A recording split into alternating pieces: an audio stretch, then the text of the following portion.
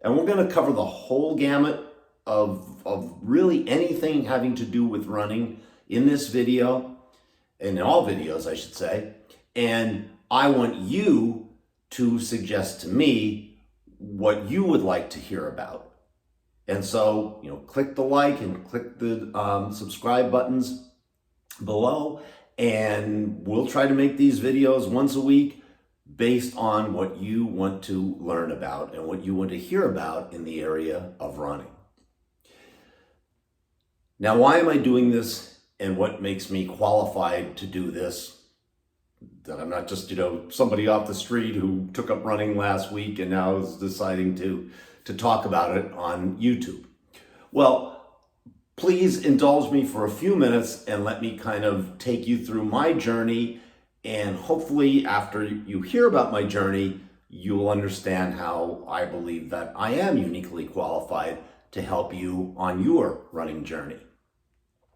So for me, it all started way, way back in 1976. Yes, a long, long time ago. I had just gotten out of college, and in college and high school, I really didn't take running very seriously. But in 1976, around that time, there was this phenomenon that occurred that was called the running boom. It seemed like everybody wanted to run, and there were races abounding everywhere. So I came back home from college, and a friend of mine who was a pretty good runner encouraged me to enter a running race. So up in northeastern Pennsylvania, there's a little town called Jim Thorpe, named after the famous Olympic athlete Jim Thorpe. Very, very hilly town. I ran my first 10K race there, and literally the rest is history. Since then, I've run over 125,000 miles, which would be going around the circumference of the globe, I guess about 4 or 5 times. I've run 54 marathons, 16 of those Boston marathons. I just kind of lost count of how many races I've run from 5K up to the marathon. So I guess thousands. But again, like I said, I lost count. A couple things I'm very, very proud of. Back in 1983 at the Boston Marathon, I ran a time of 222.54, missing the Olympic marathon qualifying time by 54 seconds. And I was disappointed, but again, this was my personal best, my fastest time. Very, very proud of it. I wound up running under 2 hours and 30 minutes for a total of 24 times. Then I was very surprised and pleased to find out that a couple of years ago, someone contacted me, a gentleman who keeps all kinds of running statistics, and he informed me that I had run a sub 3 hour marathon for 5 consecutive decades. And I was only one of 28 people in the world who have done that. So I'm very proud of those accomplishments. And again, I think they make me qualified to help you out based upon my knowledge and my experience in the field of running. So I competed really vigorously up until 2013. And in 2013, I had just got finished running the Boston Marathon. It was about a month later, and I was out running with my friend. And, we're going to talk about and cover injuries in these videos. And I tripped on the sidewalk and fell a very sharp pain in the middle of my hamstring and also the part of your hamstring that attaches to your butt. And I wound up tearing the hamstring in 2 places. I did not get it surgically repaired. I thought it would heal in naturally. It didn't. And I wound up still trying to run after it healed and kind of favoring it. And I wound up eventually with a meniscus tear in my knee, more and more arthritis that came into my knee because of the injury. And I wound up in 2019 having to have a total knee replacement, which of course put a lot of stress on me, of course, and I was unable to run the amount of distance that I had run before. I'm able to run about 4 days a week, 10 to 15 miles a week. And so from that time on, I've devoted a lot of my time to coaching, but actually prior to that, I had done some coaching beginning back in 2007, where I accepted a head coaching position for both the men's and women's team of Penn State's Schuylkill campus, which is a satellite campus of the Penn State University. We had a very, very successful run. I was blessed to have some very, very dedicated athletes, and we wound up winning the conference championship 3 years in a row with my women's team. We wound up going to nationals, USCAA nationals, on 4 different occasions with my men's and women's team. I had a young lady who wound up finishing 7th in the nation in the USCAA nationals, and I just thoroughly enjoyed coaching that team until 2020, when I moved from Pennsylvania down here to South Carolina, and of course I was no longer able to physically coach.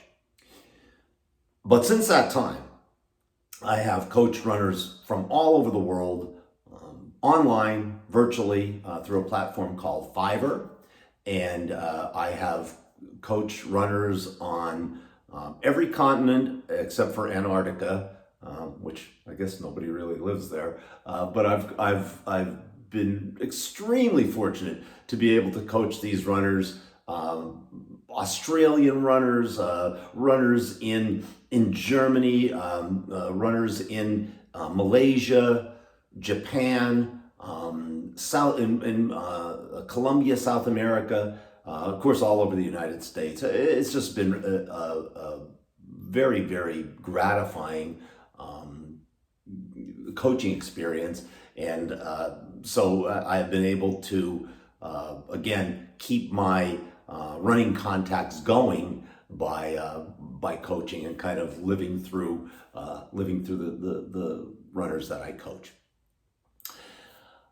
Back in 2010, I wrote a book about running. It was called Running Shorts. I just kind of collected a bunch of short stories of my running experiences over the years, many experiences that I'm sure you have if you were running with others. That was a fun book to write. Then in 2014, I wrote a book called Personal Best. And as the title suggests, the book kind of runs through scenarios that can help you run your personal best. Very proud of that book as well. Speaking of writing, I have written a column for my local newspaper, a column about running, since I think 1986 or 1985 in the Republican Herald newspaper out of Pottsville, Pennsylvania. And I've, again, stayed in touch with the running world by doing that as well. Currently, I'm also a USATF track and field official here in South Carolina, and I officiate track meets all over the state of South Carolina. So there it is. There's my resume. These are the things that I think qualify me to make these videos and to talk to you about running and how to become a better runner. And that's what we're going to do over the next, well, hopefully forever. And again, that's going to be kind of up to you, for you again to tell me what kind of content you would like me to put into these videos. Okay, well, first of all, before I go on, let me get a couple of props here to show you. This, I talked to you about some of my marathon experiences. This is from the New York City Marathon. This occurred in October of 1983. My time there at the New York City Marathon, I think it was my third fastest marathon time at 2:24:30. And what I'm probably most proud of as far as awards are concerned, these are rare. These are 4 medals, 2 from the Boston Marathon, 2 from the New York City Marathon, indicating that I finished in the top 100 in those marathons. And of course, those are two of the most prestigious marathons in the world. All right, now, for our first instructive kind of video, I would like to show you a pair of shoes that I wear. These are the Saucony Endorphin Pros, and I like them. They are the carbon plated shoes. They kind of lean you forward, and they're very lightweight. The professional runners use them.